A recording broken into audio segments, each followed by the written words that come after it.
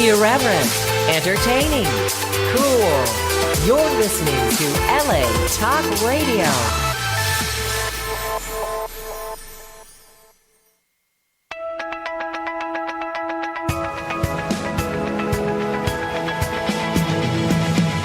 You're listening to Question Reality with Priscilla Leona, right here on LA Talk Radio.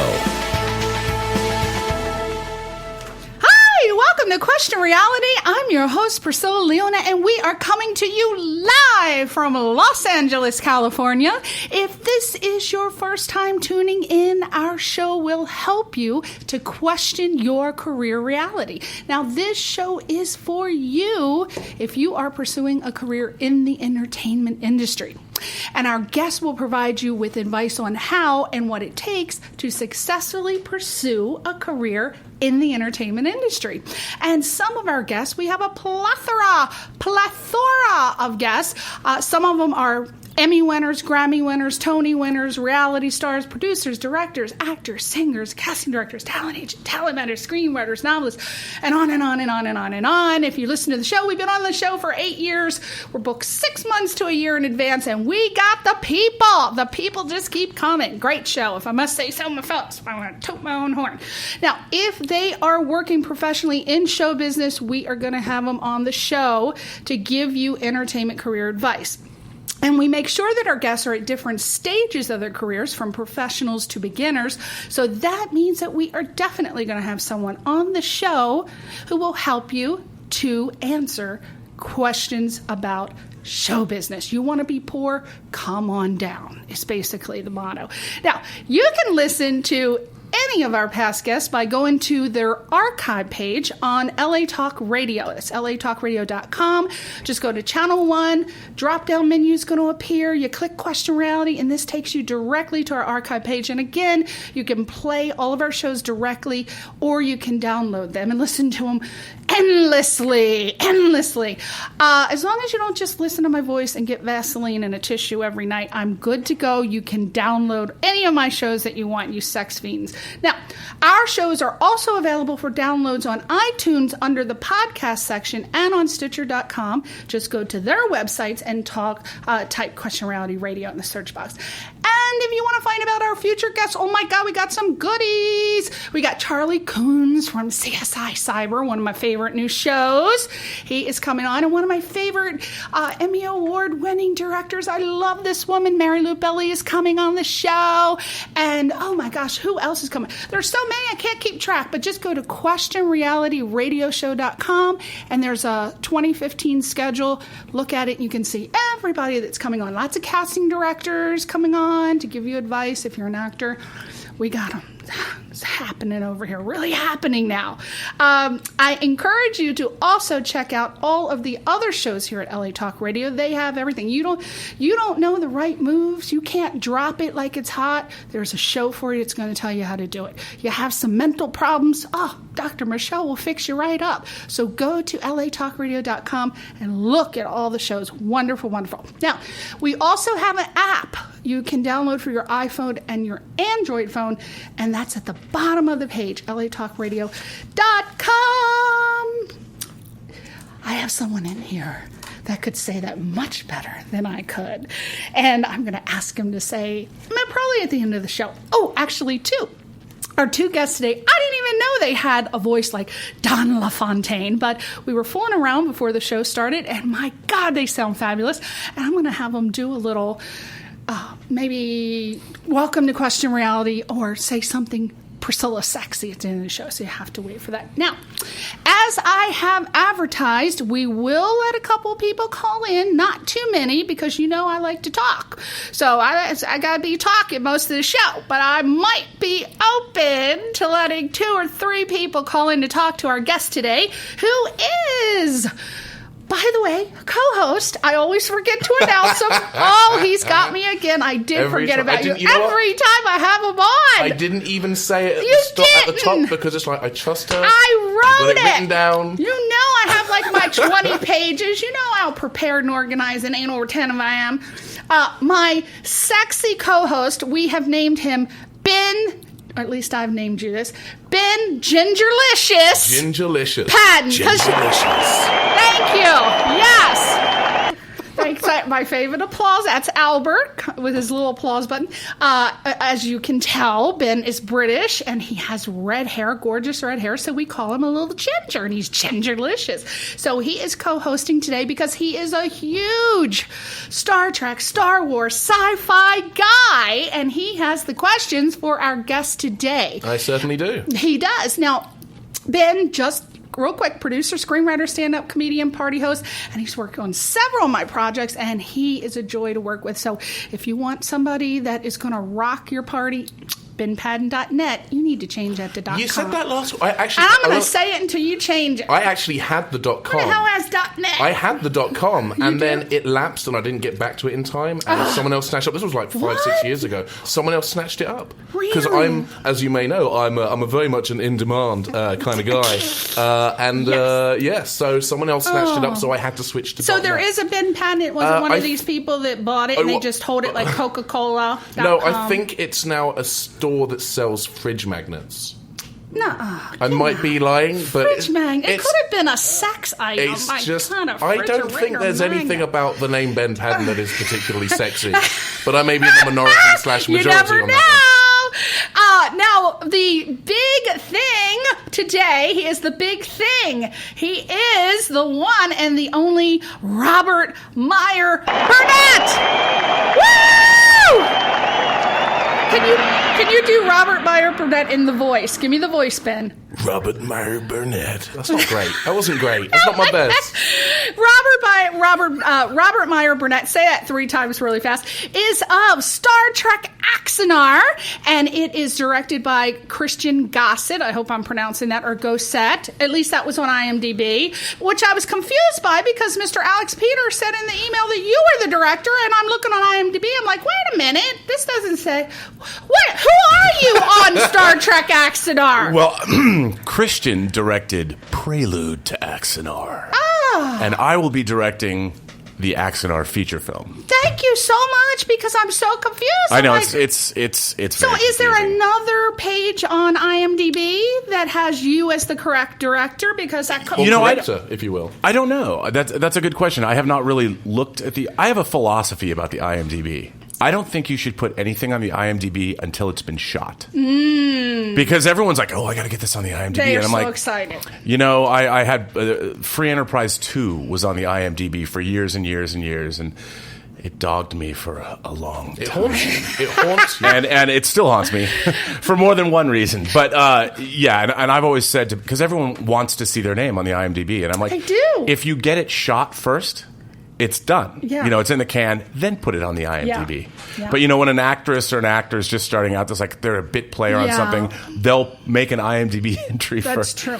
I mean, movie. I'm producing I usually just produce short films because I just don't have time for features. But a friend of mine asked me to be one of the producers on a feature film, and I didn't want to do it, but I did. And of course, I got to get the IMDb page up. Get the IMDb page up. So all of the actors are putting I'm like, the hell if I'm going to be sitting here putting each one, they can put their own. And now it's filling up like mad. And so they're very excited about their IMDb. It's true. It's a thing. I have an IMDb page. I didn't realize this until a couple of years ago, that I have an IMDb page. Yeah, somebody must have entered Yeah, you. but it's for a web series that I did, in 2009, which I didn't even think was going to have an IMDb entry, and there it is. Whoa. Yeah. Wow. Well, good for you. You got a damn credit. Good. Woo. Now, I want to tell you. Oh, also, okay. So we got that cleared up. By the way, Robert Meyer Burnett is so hot, I can't even look over in his direction. He is Oh, my God, He is Priscilla. a good-looking man, and his voice. Oh my Lord! I told him he's going to be recording some stuff for me. I'm gonna have to record You know, some it was all stuff. that money I gave you before the show. That's right. Now, as we said, directed by Robert Meyer Burnett, and was it written though? Because again, I'm getting this off. No one IMDb. wrote Who was this. it? I got No, they were Alec Peters. Okay, this is sort of interesting. Alec Peters is the mastermind, and he was supposed to be here today. But Yes, he's in, he was. He's in Calgary. He's north of the Yes, border. he's supposed to be joining us, but alas, and apparently he is in the frozen outback He tundra really of is. Canada, and he said there's no internet. You know, I'm it's like, Calgary. What can you say? "Damn, Canada where the just hell got is dial-up. he? I'm like, oh, that poor thing. No internet. Where the hell is he? What kind of territory? He better have his phaser.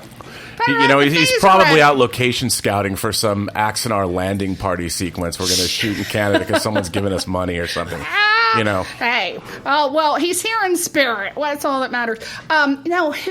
When I went to research IMDb, I saw Alec Peters as the writer. So tell us who the writers are. Well, Christian and Alec wrote Prelude to Axanar together. Okay. And Christian Gossett is known for The Red Star, his comic book, The Red Star, which is it's a great comic book if you haven't seen it. Okay. And then Christian and Alec collaborated on an early version of the Axanar script, but now the script has been rewritten by Bill Hunt of the Digital Bits, one of the go-to website, the Wall Street Journal of DVD and Blu-ray reporting on the web. Wow. So Bill and Alec have rewritten the script, page one rewrite, sort of at my behest. And I have to say, I just read the final draft, not the final, but the finished draft. It's incredible. Wow. I mean, I would dare say that it's in the top 3 Star Trek feature scripts. Oh my God. Well, I would say that. Let me just, I like that you say that. For people who are not familiar with Star Trek Axanar, let me just tell you briefly, and we have Robert to correct me if I'm wrong, but I took it off your website, so I guess it's right. This particular film takes place 21 years before the events of Where No Man Has Gone Before, the first Kirk episode of the original Star Trek.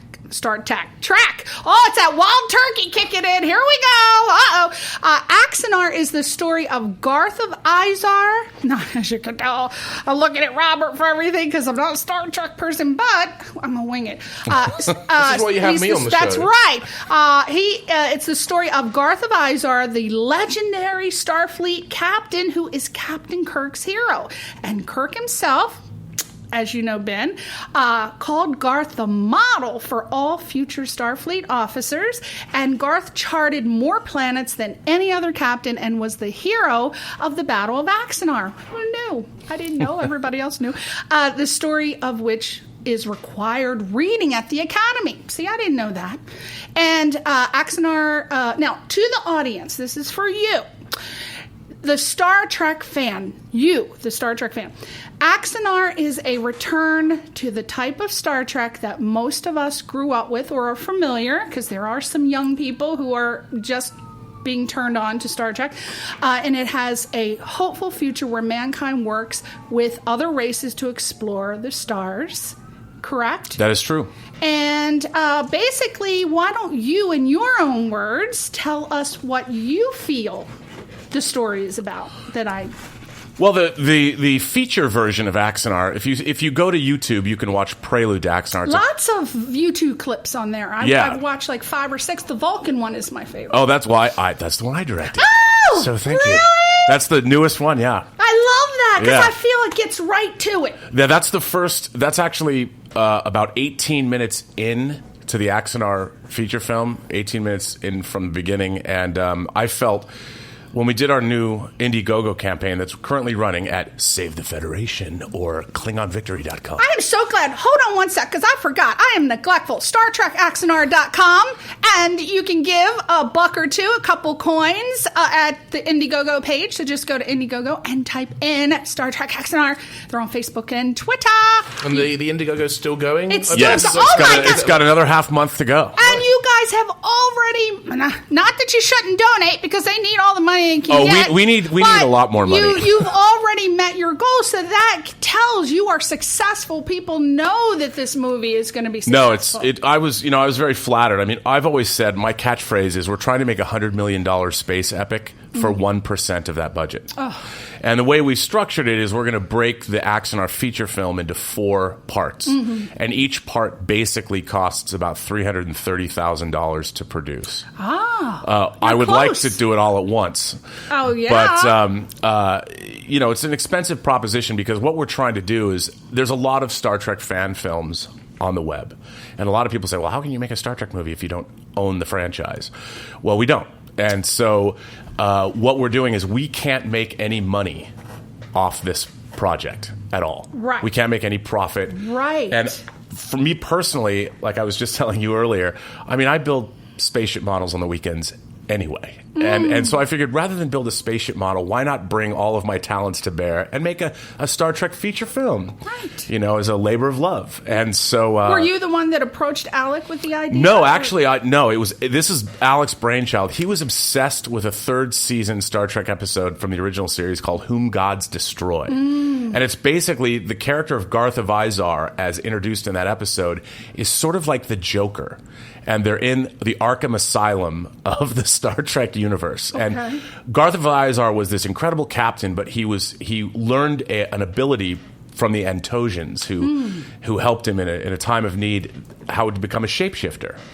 And in doing so, and becoming a shapeshifter, we don't know what happened to him, but he went insane. Like, I always used to think to myself that he probably lost his identity. If you could become anyone, who are you? And it sort of drove him mad. And then at the end of the episode, his mind is cleared. Kirk and Spock help him. And there's this great moment where Garth looks at Kirk and says, "Do I know you, sir?" With this incredible nobility. And Alec was obsessed by this. And he's like, I love this character. And what was this man before he went nuts? It's this wonderful small moment that you don't... To extrapolate out from that is... Yeah, absolutely. And he started like 20 years ago, he started writing stories about Garth of Izar. And James Cawley, who's sort of the grandfather, he's the Yuri Gagarin of Star Trek fan films. He's doing the Star Trek Phase 2. That's where I know the name. Yeah. Yes. And he's the one that looks a little like Elvis. Yes, yeah. he's a world-class Elvis impersonator. Right. Well, James invited Alec to play Garth back in 2010 in this vignette. And so he did that, and I think that's where Alec got the idea of doing...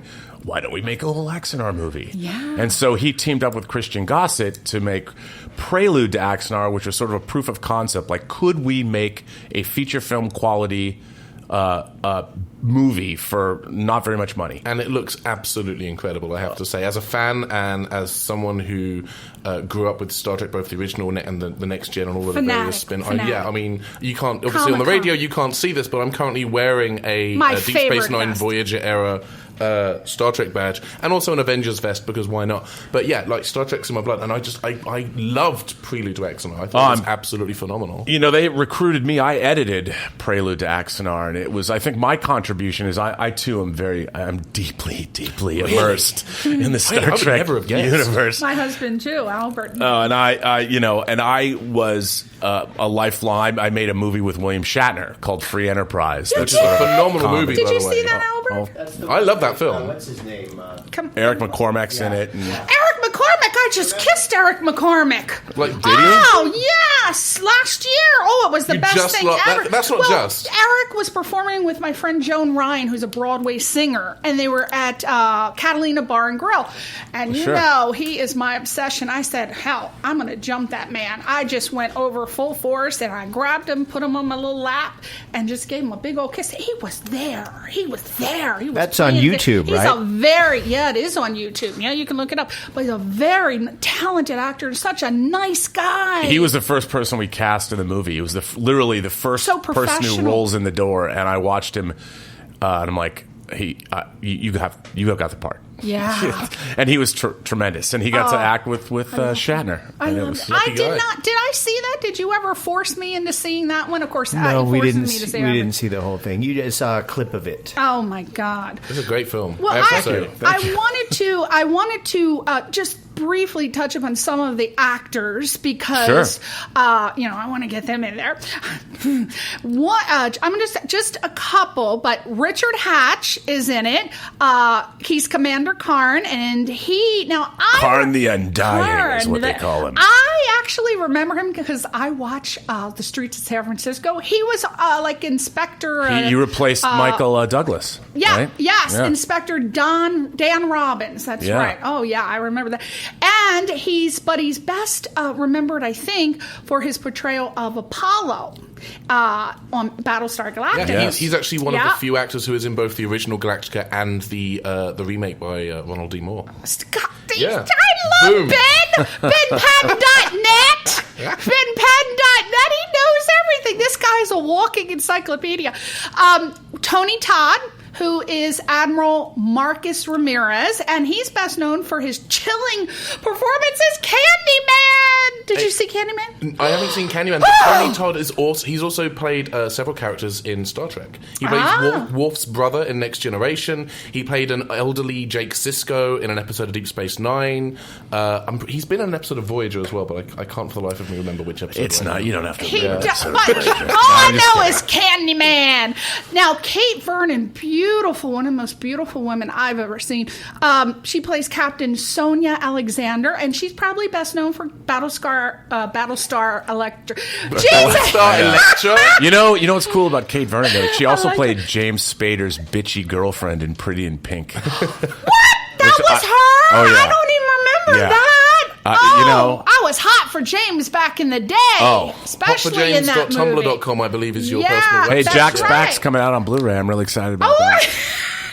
She played Ellen Tighe. Yes. Right? Yeah. Ellen Tighe. She's great in Prelude. Oh, yeah? Phenomenal. Absolutely phenomenal. You watched Prelude, right? No, I didn't see. I only saw the Vulcan. You need to watch the whole. It's phenomenal. It is just absolutely. What I love is in the feature script for Prelude, or for the Axanar feature film, she does something with her starship. That's one of the cool. When I read it, I'm like, this is one of the coolest moments of starship combat, like ever. Wow! As we call it, it's starship pornography. I like that. Yeah, starship pornography. There's bulkheads and bridges and things going one way and another. Yeah. That's a pornography word. We can do that. No, Sonia Alexander has a couple of great. That's why I really want to make the whole movie at once. Yeah. Because no one's going to want to wait to see it. No. But she's got a great part. She's a very good. Now, am I crazy? But my mother was a huge Falcon Crest. Was she on Falcon Crest? She was on Falcon Crest. I'm like 99%. She might. I do not know that. I think she was on Falcon Crest. Well, look that up. But if you weren't Kate, I apologize. No, she's amazing, and she's incredibly nice. She's actually really interesting. When we made Prelude was basically actors sitting in a chair talking, and Christian acted as the interviewer because it's like a documentary from the future. That's what I saw. Yeah, that was Prelude. I saw where they were each telling their involvement, and And what was really interesting, I obviously was privy to all the different takes, and Christian would ask her to do different. She could just do a different inflection.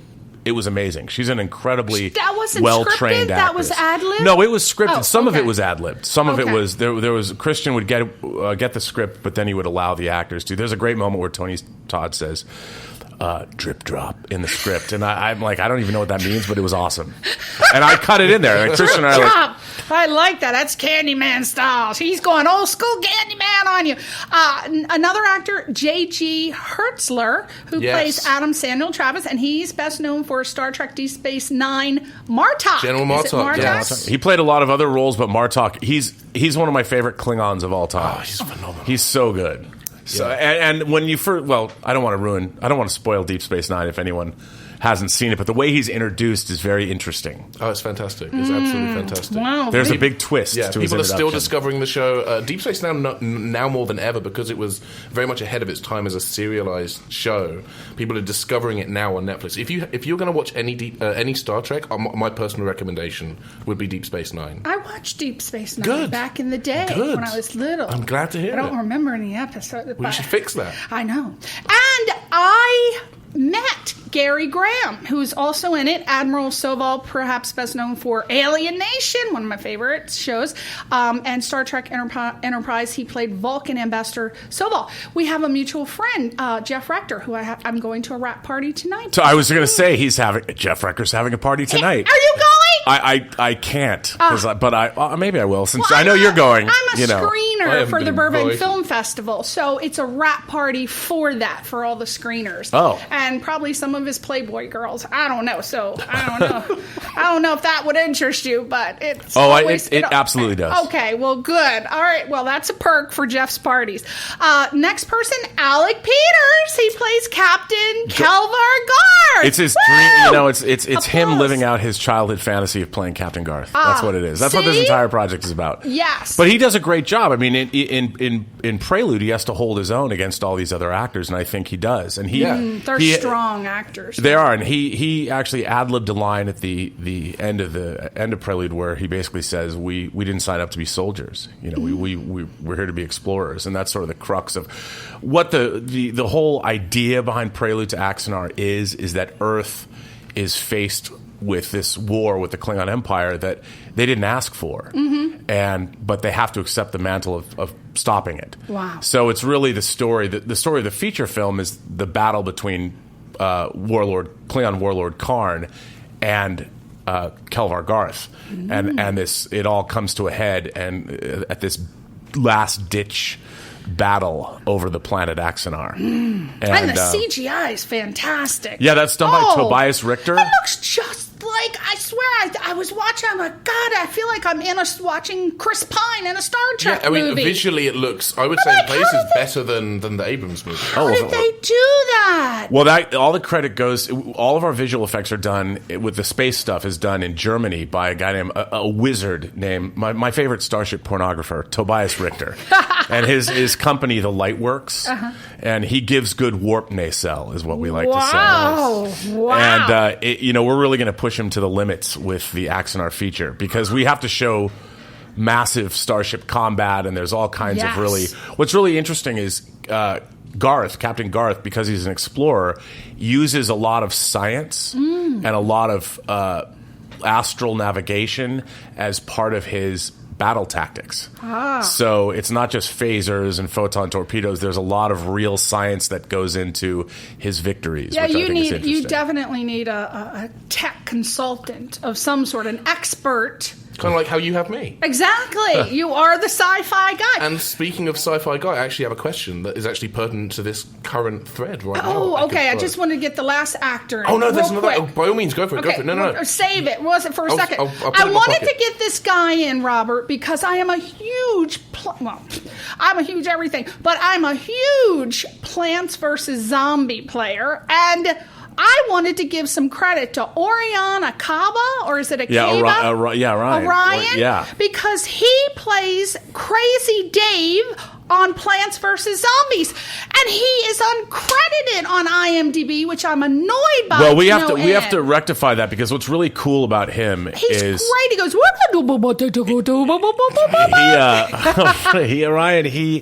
He's the narrator of Prelude to Axanar, and if you're a Star Trek fan, the narrator that he's playing is actually John Gill. Now, this is a very deep cut if you're a classic Star Trek fan, but there's an episode in the second season called Patterns of Force that it's all about a guy, a historian named John Gill, who finds this moribund culture and decides to sort of kick into high gear to use Germany's National Socialism of the 1930s as a way to sort of galvanize the culture, which turns out to be one of the most monumentally bad ideas in the history of the galaxy. Who'd have thought? I think that was one of your favorite episodes, Albert. He loved that one. The Ecosians, and of course they have their neighboring planet, Zeon, and they decide that the Zeons are basically can be exterminated because National Socialism needs something to do with itself. And what better than to exterminate the neighboring planet's population? Go. Do you remember your question? I do, because I have it all written down. But this is John Gill before he went to this planet. We got to get him credit, because I'm Plants vs. Zombies, when he comes... That's all. That's what he does. That's his dialogue. It's all he non-specific. It's non-specific. I love that you just gave him the love. I hope he listens to this podcast. I love broadcast. Him. We got to get him credit. Go ahead. Take it over. So obviously you managed to pull together an exceptional cast of Star Trek alumni, and indeed a lot of Star Trek fan films and fan series do tend to attract interest from actors who've worked on the show. What do you think it is about Star Trek that makes these actors want to revisit that universe, even in an unofficial capacity? Well, I think that the very gist of what Star Trek is, the fact that it's optimistic, it shows a bright future for humanity, And also, when you work on a Star Trek show, it's really a family. And there's this extended family of players that go to conventions together, and they can be on other shows together. And there's also fan filmmakers we're the biggest, most passionate fans of all. So to go after these actors and get them to come back is sort of it's a coup for all of us. Yeah. But unlike, I think what's different with Axanar is we have Gary Graham, of course, playing the same character he played, Ambassador Soval.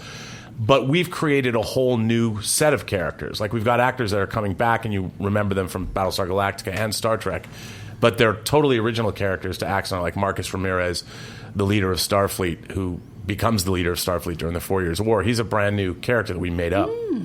And I think that's the real attraction with Axanar is people, they believe our new characters are quote-unquote real as far as the Star Trek universe goes, and I think that's been the real attraction. And because the actors are so good, I mean, all of these actors have been, there are 30 years of acting experience. People believe, at least even I, as I was editing this and getting the footage in, I believe this was real Star Trek. I do too, and everybody knows I'm not a sci-fi person, but I was watching the actors tell their story of their involvement, and I said, damn, they believe this shit. Yeah, well... That was so real. Well, it is a documentary, of course, which means it's true. Exactly. It's absolutely true. It's true, right. It's acted in the way of a documentary. Yeah. And so when you see the trailer, you'll know. But I should point out that Prelude to Axanar is sort of a primer, but the Axanar feature film is a movie. It is a movie. It's not done in the style of... If you look at the Vulcan scene that's on the Indiegogo page at SaveTheFederation.com or KlingonVictory.com, depending on who you are rooting for. Oh, Lord. You can Either see way, that you scene. get the money. Right, well, no, the fans get the money because all the money will go to making this film. Yes. Of course. Now, We need a lot more. you need a lot more. Now, what can you tell us about any funny things or bloopers that happened during the shoot, or are you going to have a blooper reel or a behind-the-scenes thing? There will be. We just finished the Prelude to Axanar Blu-ray, and you can't buy it. We can't sell it. That people who gave donations to the first Prelude Kickstarter, it's one of their perks. And then once you've donated to Axanar, you get access to the donor store, and you can get, for your donation, you'll be able to get the Blu-ray. On this first Blu-ray, there's no bloopers, but we're doing a big deluxe Blu-ray set for the Axanar feature where we're going to have bloopers from Prelude. I donated. Can you and swear on this show? Yes. Oh, fuck, fuck. There's a great moment where Fuck Tony it up. Todd says, "Those Klingon motherfuckers." Yes. And, I wanted to use that at some point. Yes, you did it now. Yes, I actually donated, and I did get an email, and it told me, I don't know what my password is. I didn't get one, but I'll find out about that. But that was really cool. I like how there's so many projects on Indiegogo. When you donate, you never know where the hell your money goes. And what I like about your project is that every week I'm getting an update. Oh, we Whoever overshare. sends that out is great. Nothing wrong with, especially if you're doing a fan project. The more That's transparent right. you are, the less Right. likely the big bad are gonna likely to come and say. Oh, it's funny reading like on the net. There are some people saying like on Reddit or Tumblr or wherever that look like we're buying new cars and we're going on vacations, and it's like, why would we do that? I mean, we want to put all the money into the movie. Right. And it's like, I had a Honda that exploded. Now I'm driving a used Hyundai, and Alex got his car, and Diana has her car. I mean, it's like, why we want to make this movie. And I think if you watch Prelude to Axanar and you watch the Vulcan scene, the first scene that we released from the Axanar feature, you'll see where the money's going. Yeah. It would be Star Trek counterproductive. fans don't generally take your money yeah. and run. Most of the people that contribute, they're well off enough. Also, that- we sort of have the Tiffany of perks. Like if you buy our products, I mean, if you donate and you get our products, Yeah. the patches, which are beautifully designed by Thomas Maroney from Star Trek Online. I mean, we have the best perks ever. Like if you buy our DVDs or get the soundtrack album, pardon me, donate. You can't buy them.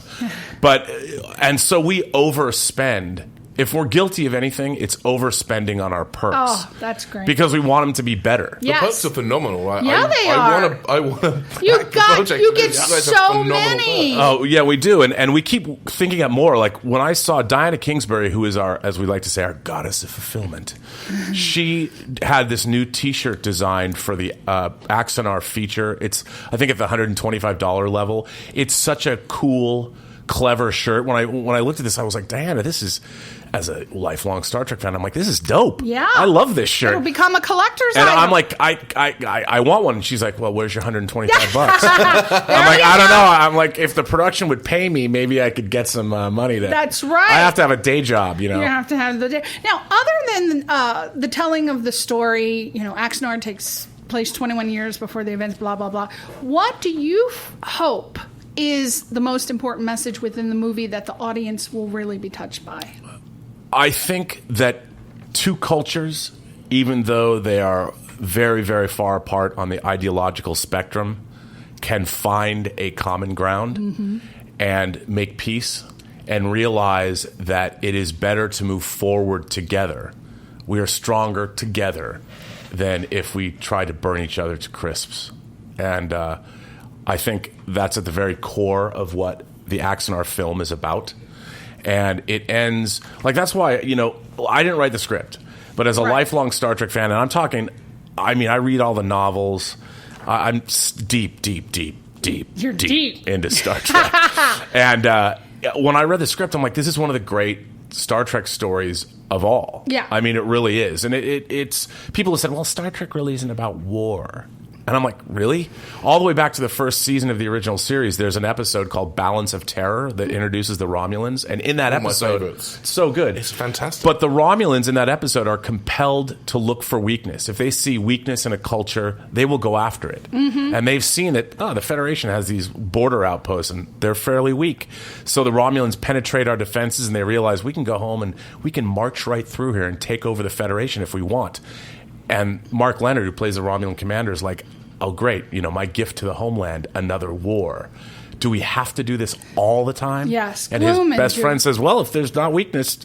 I'm so glad you brought that up, because I write these questions based on, what comes out in my mind. But I wrote this gloom and doom. I'm so glad. I feel that sci-fi films, and again, I'm not, overly, but I'm forced to watch sci-fi films. But I feel that sci-fi films, for the most part, they fight the gloom and the doom, or they fight gloom and doom. There's gloom, there's doom. And the dark winnings, they sort of poke around and they find the pitfalls and the quicksand, and they just go all kinds. Like Dr. Strangelove. Remember Dr. Strange? Or How I Learned to Stop Worrying and Love the Bomb. Yeah, Soylent Green.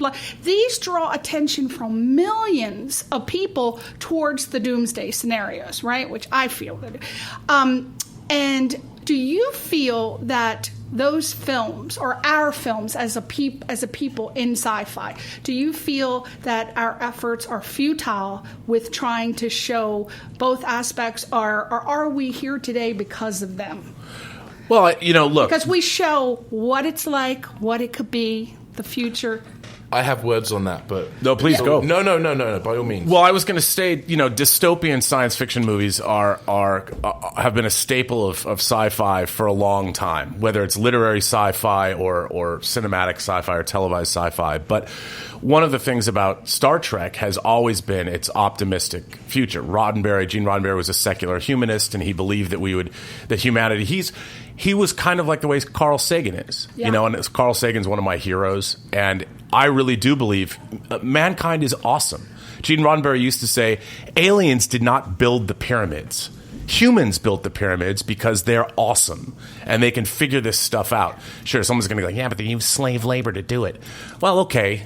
We're going to make mistakes along the way. Yeah, absolutely. And I think that I believe in mankind. I believe in a better world, because look where we are today. In the last 100 years, human life expectancy has jumped 35 years. There's incredible advances in healthcare, as long as people want socialized medicine, I suppose. But it's amazing what mankind has done. Look in the last 25 years, the rise of the internet, the way we can communicate more than we ever have before. Of course, Look at all the medical technology that people got ideas from watching Star Trek. It's astonishing. And I think that if we would put our heads together, and we're getting better all the time. Humanity is absolutely getting better all the time. And I think that if you Sure, you can concentrate on the downside of things, but look at what happened. Marriage equality. 10 years ago, there's many of my gay friends who've said, 10 years ago, I could not have believed that we would have marriage equality, that our president, our black president, would stand in front of the nation and vote for marriage equality. Now, arguably... That's a Roddenberry future happening right before our eyes. Arguably, Kirk had the first interracial kiss. Is that true? That is true. And it was a third season episode called Plato's Stepchildren. And it was the first. And also, if you watch Deep Space Nine, there was a race called the Trill that were symbiotes that were put into human hosts.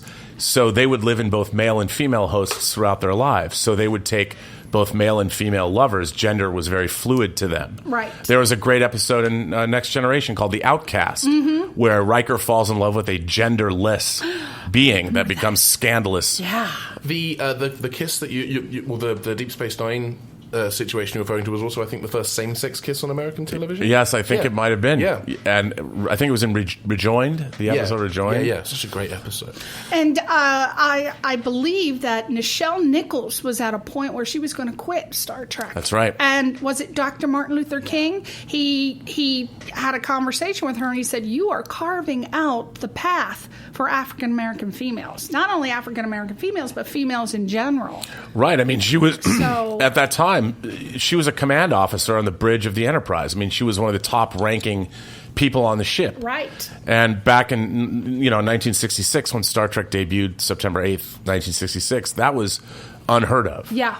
And there was a lot going on in Star Trek has always been best when it's allegorical and sort of has a way of reflecting back on our culture today. Right. And Star Trek did that a lot. Race relations and Let That Be Your Last Battlefield, Vietnam and A Private Little War. There was all kinds. It even predicted the rise of our computer technology and computers running everything. There's an episode called The Taste of Armageddon, where computers fight a war.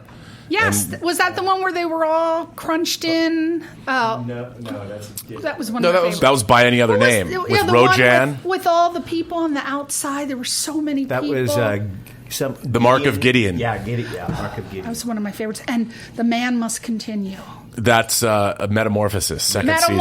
I knew that. I'm amazed. Nancy Hedford. You're pulling these quotes. Yeah, these are like wow. This is him forcing me to watch Star Trek I'm impressed. marathons. Star Trek marathons. To add on to what is being said, I think that there's just as much optimistic and hopeful science fiction out there as there is dystopian and nihilistic science fiction. Case in point, Doctor Who. I think it was Craig Ferguson, formerly of The Late Late Show, who said that Doctor Who is a show about the triumph of intellect and romance over brute force and cynicism. And so, wow, that's an awesome quote. Isn't that a fantastic way to describe Doctor Who? And it's also, I think, it's also a fantastic way to describe Star Trek a lot of the time. Because, absolutely. Both Star Trek and Doctor Who, one of the things that they both have in common, and this is why both of these shows have endured for 50 plus years, is that they are both fundamentally about hope.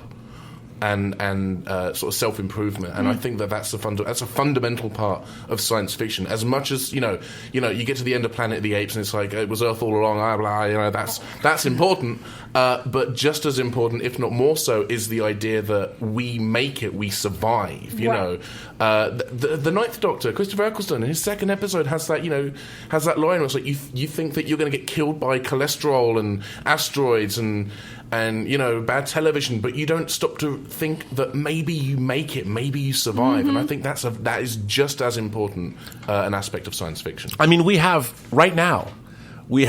probes taking pictures of Pluto. The United States we've now mapped the entire solar system. And who did that? Talented men and women that spent countless hours making the kind of technology that allowed us to do that. And also Brian May, who worked on that footage. Right.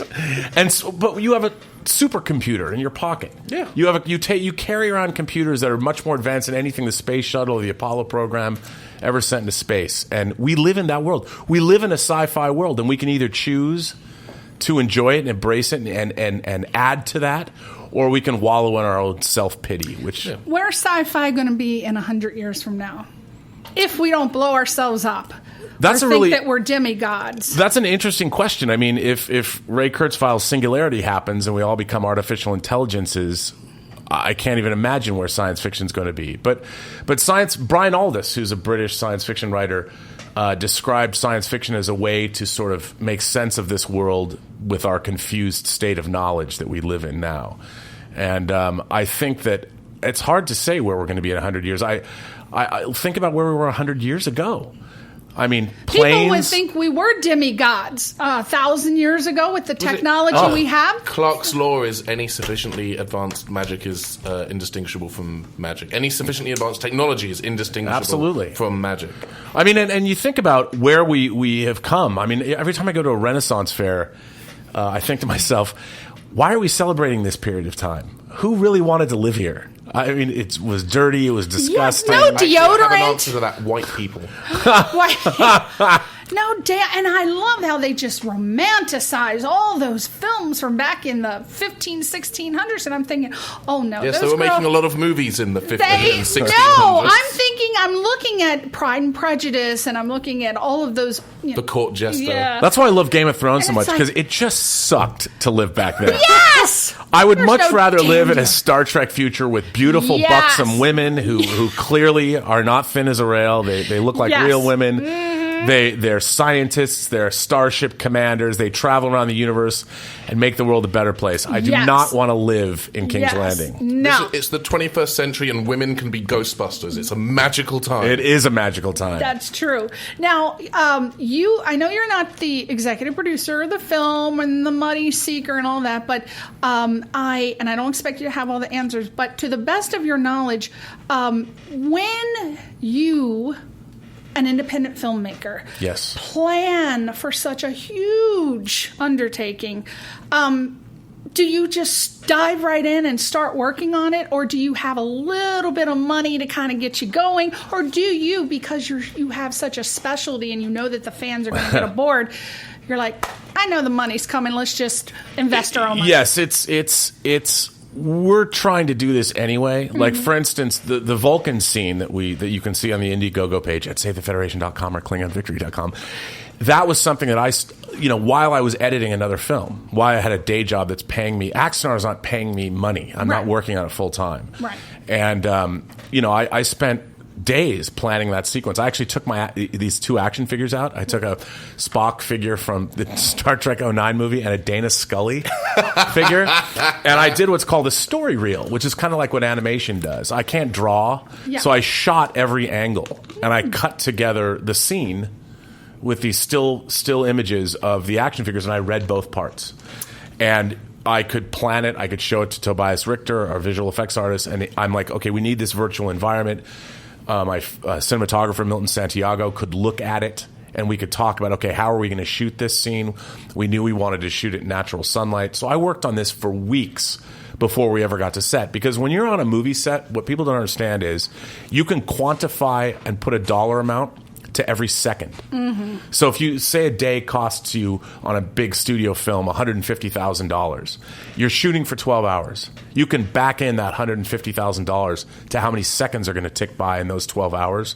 So every time you're on a set and time is ticking by that you're not shooting and you're not getting what you want, you're screwing yourself. Yeah. So we on Team Axonar are meticulous planners. And especially for me as the director of this film, I'm bringing to bear everything a $100 million studio movie would do. I'm just doing it for 1% of that budget. So the more I plan and the more I design that whole Vulcan shoot, from scratch. Is this movie going to be a feature film, or is it going to be for television? Well, we can't. We can only. We're going to make it under the guild rules, such as the SAG New Media contract, which means that we can only ever release it to the web. Okay. We can't do anything else with it. And since we can't make money, the donors are donating to see the movie, and then they get the perks that come with a certain donation level. But once we've made the film, that's it. We can't make it. We don't own Star Trek. It's Paramount's. Paramount, we sort of all of these Star Trek fan films, all of them are a labor of love. And as long as I think they celebrate the franchise, Right. and as long as they add to the brand, I think that Paramount and CBS sort of leave us alone. But if we were to ever cross that line Yeah. and make money, Right. I mean, it would be my dream that this movie would be so good. Yeah, what is your hope for I the mean, movie? I want to show what I can do. I mean, I made one movie 16 years ago and it didn't make any money, so my directing career has been moribund ever since. I mean, I was making. You would have liked the Femme Fatale series I worked on for Cinemax. Oh, okay. But I produced a few things, but I want to show what I can do. I want to bring everything that I've learned over the last 26 years in the business to bear and show that I can do more. Right. One of the key things about fan film, because I also did a Doctor Who fan film that launched earlier this year called Dalek Gary. I'm not going to do the whole pitch because that's incredibly selfish. I already want to see it just because of the title. It's fantastic, but one of the things you have to remember when you're making a fan film, and I don't think this is something that people who aren't aware of the production process, is you're parking your car in somebody else's spot. Absolutely. So you don't want to do anything to piss off the person whose parking spot it is. So you absolutely cannot make any money of it. It's got to be done for the love of the thing. Well, what's interesting is that like Lucasfilm came out in front of the fan films, and they put down guidelines and rules. They made certain sound effects available, and they even went so far as to start a fan film award ceremony that they do every year, that they're starting up again. And they even released fan films when they released the box set of the 6 current Star Wars movies on Blu-ray. They put fan films on that set. And they acknowledge that. The problem is there's really nobody at CBS that is overseeing Star Trek. There's a guy named John Van Sitters who does consumer products, who's a great guy, great person to deal with. His whole department is amazing. But there's nobody there that is watching over any of this. Right. You know, there's licensing, of course, but there's not a like creative executive looking over Star Trek. And it comes along like Paramount makes the JJ produced films.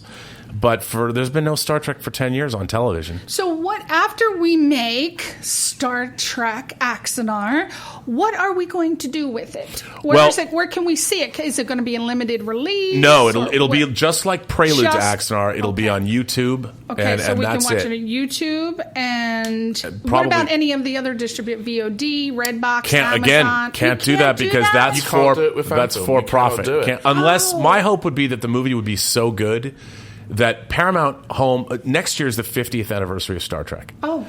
Other than the new movie, the new Justin Star Trek Lin, Beyond. Star Trek Beyond, that I'm actually really excited to see because I really like Justin Lin's Fast and the Furious movies, which are kind of like Star Trek with racing cars, Plus Simon multi-ethnic. Pegg's co-writing. Yes, and I think it could be great. But CBS doesn't have anything ready to go. They'll repackage all the Blu-rays. I worked on the Star Trek The Next Generation Blu-rays for 3 years doing all the special features, but there's nothing. So I would hope if we were able to finish Axanar, I'm saying this is my dream scenario. Like when I go to bed at night, this is what I dream. Okay. That we make Star Trek Axanar, we get the phone call from CBS Home Entertainment, and they're like, you know what, Rob? We want to pick this up as a negative do your pickup, voice. and Do your voice. we want to pick up Star Trek Axanar, and we want to release it on home video for the 50th anniversary. I mean, that's my dream. Of course. That's my dream, Ray Kinsella. Another That's my great dream that I'm sure would also be good is someone coming to you and saying, "We love Star Trek Axanar. We want you to make a new Star Trek TV series." Well, that's an even better dream. Yes. Oh my God. Yes. I mean, no. I think what's interesting is that we all that's in the back of our minds. I mean, we would like to make a canon show, a show set in the prime Star Trek universe. That is not in an alternate universe, but our universe. Okay. We got to go, but I have one more question for you real quick. What is the best and worst piece of advice that you got when making Star Trek Axanar? The best piece of advice probably is to follow your own instincts. Don't allow. There's so much opinion about Star Trek on the web. If you go down that rabbit hole, you'll shudder. You'll lie in a corner somewhere, quivering. So you have to follow your own instincts and go with your gut. And know that between Alec and I, we know more about Star Trek than anyone else. So why should we listen to any other voices? There you go. And I think the worst piece of advice. The worst piece of advice would probably be to put people from Charon from the episode "Let That Be Your last battlefield into the movie. The people that are black on one side and white on the other. Wouldn't it be great to see them again? No, it would not. No, I'm good. I'm done. I got all I need out of that. Yeah, that was one of my least favorite episodes. Okay, so what? Real quick, what is it for you next? What projects are you going to be working on? Well, I just finished editing a really cool low-budget science fiction thriller called Paradox that was written and directed by Mike Hurst that stars Zoe Bell from Quentin Tarantino's Death Proof. Oh. And we literally are just wrapping that up. And then I'm starting editing a movie called I Know Where Lizzie Is. Oh, I like that. Do you only direct sci-fi? Do you direct everything? No, I'll direct. Do you do comedies? I do. Free Enterprise was a comedy. Okay. But yeah, at this point, I'll direct my way out of a paper bag. So Robert is available. He is available. Well, hopefully not, because I got to make Axonar. Oh, that's right. Well, not now. If you go to SaveTheFederation.com and click on Victory.com and donate. Okay. Yes, donate. I donated, and I can't wait to get my package. And thank you. That's all the time. Okay, so Robert, give me your exit to your fans about Star Trek Axonar, but include my name. Let's see how creative you are. I just can't thank Priscilla enough for letting me go out onto the airwaves and promote Star Trek Axonar, a lifelong dream project for me. Priscilla makes your dreams come true. Metamorphosis. Ben, real quick. Ditto. Okay, there you go. StarTrekAxonar.com. Check it out. Donate. It's on Indiegogo, Twitter, Facebook, Instagram. Thank you, Robert Meyer Burnett. No, thank you. Thank you, everybody, for tuning in. We'll see you next time. Bye-bye.